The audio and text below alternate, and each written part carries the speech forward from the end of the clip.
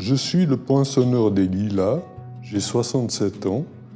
Je suis dans un EMS quelque part dans la campagne vaudoise.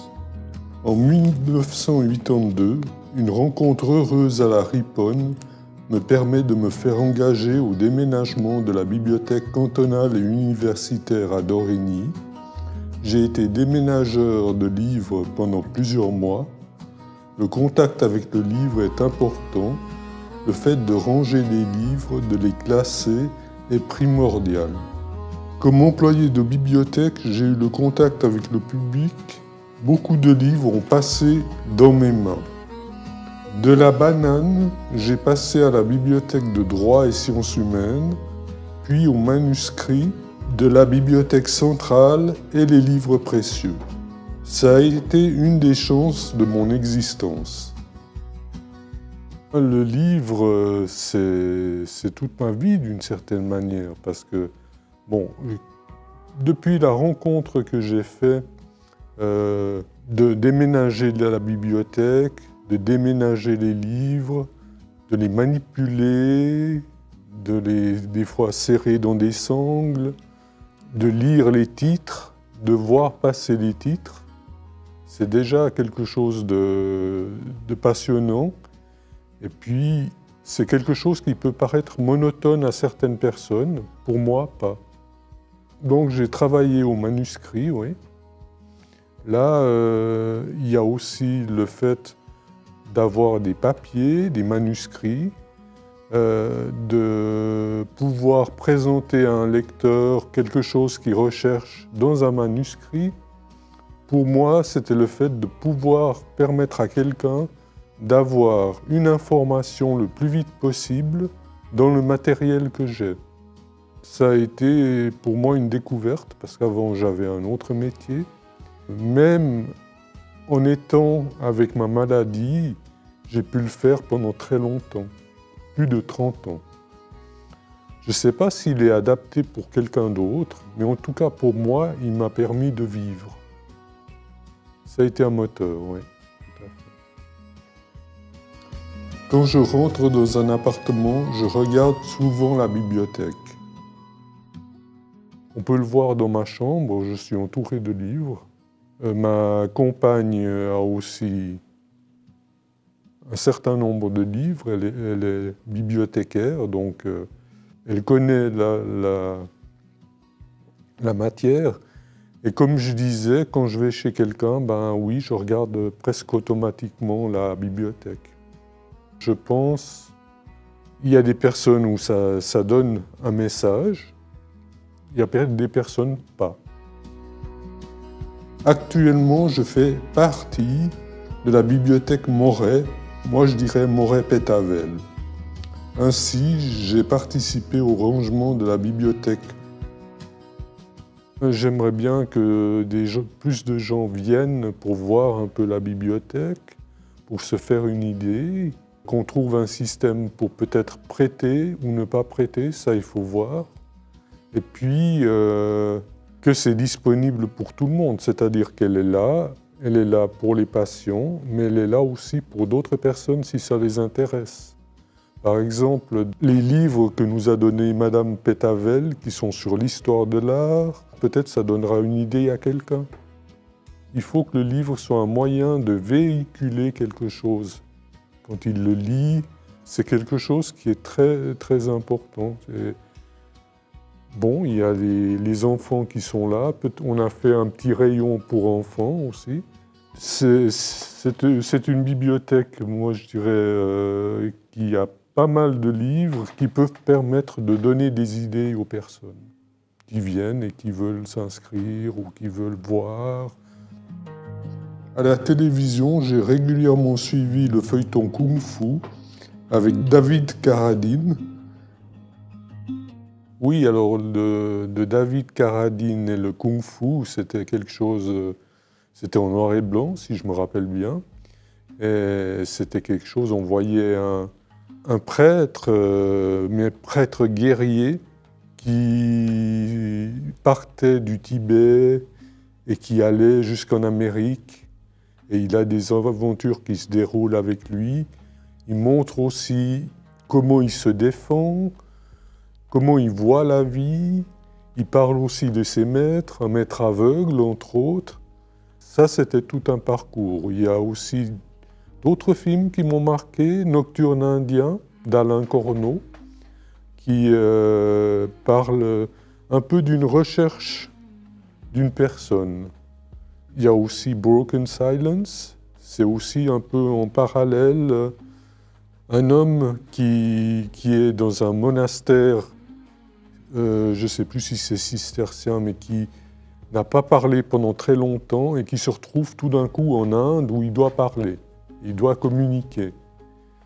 Et lui, il doit transmettre un message et il avance comme ça. Au début, c'est difficile et puis petit à petit, il connaît quelqu'un avec qui il va communiquer.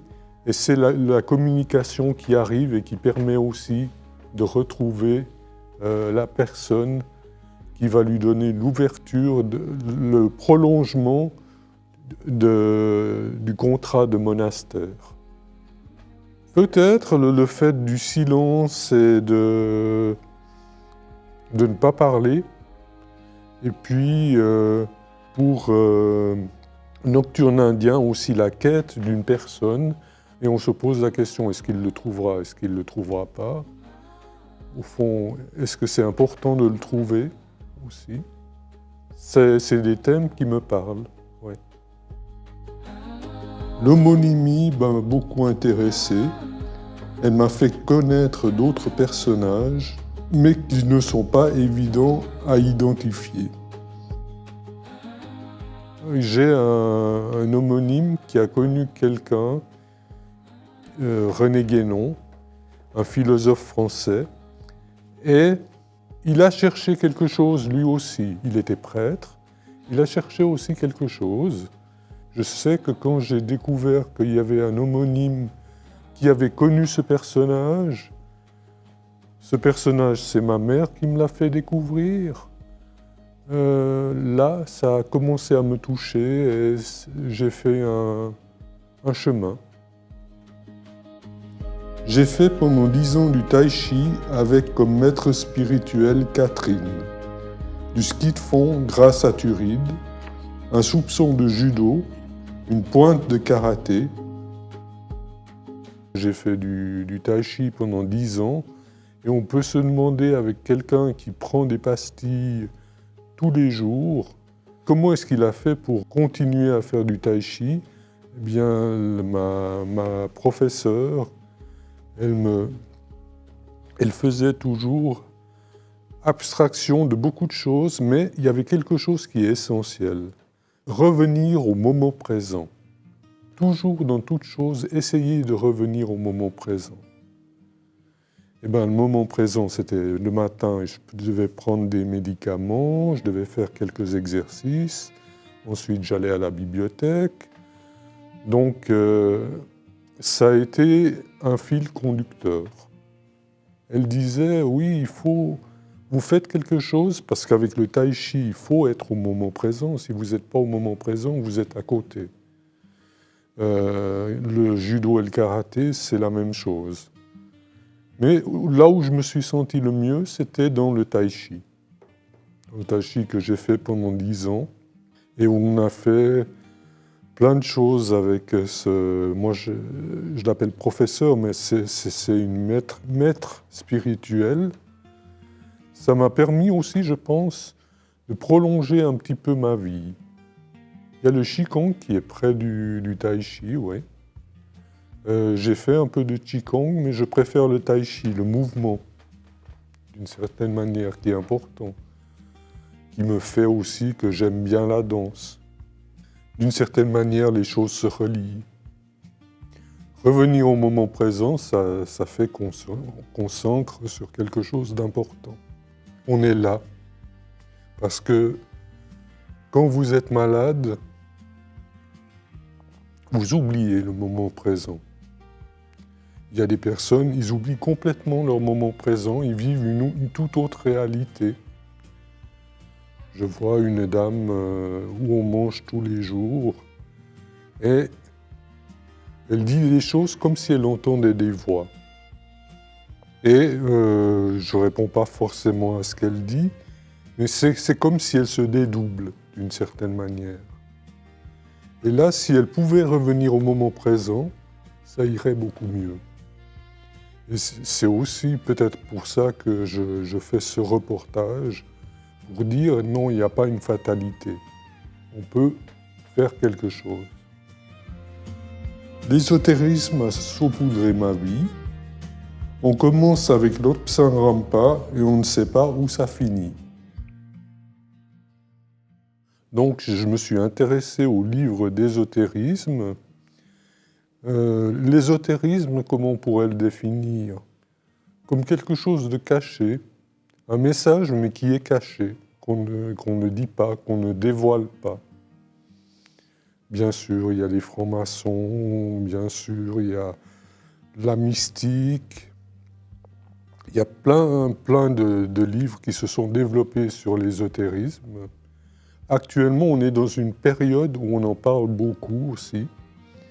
Et comme je disais, on part de l'Obsang Rampa, on se retrouve avec Louis-Claude de Saint-Martin, on peut se trouver avec Rudolf Steiner pour certains, pour d'autres personnes, ça sera Ananda Kentish Kumaraswamy, ça sera René Guénon aussi.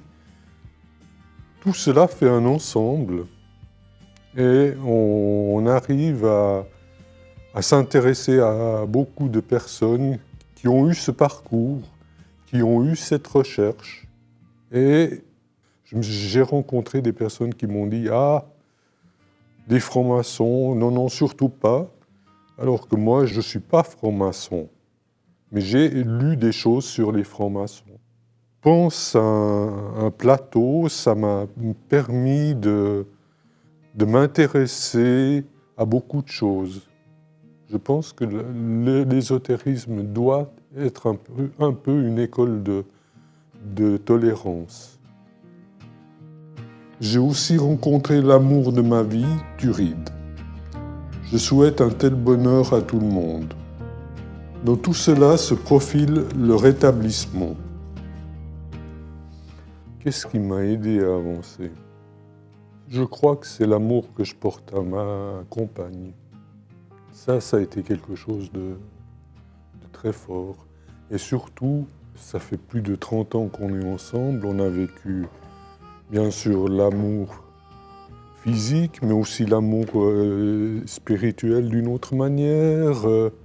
Être avec quelqu'un pendant un très long moment, ça apporte quelque chose. Parce qu'on doit se battre par rapport à la vie. La vie ne nous fait pas toujours des cadeaux, mais qu'on reste avec la même personne, ça oui, je pense que c'est important. Si je dis mes ressources principales, c'est les livres, c'est l'amour, c'est la nature, c'est de me trouver bien maintenant, dans ce moment présent. De dire, j'ai passé par d'autres moments où c'était pas si bien que ça, et de dire qu'il y a toujours un espoir pour la personne.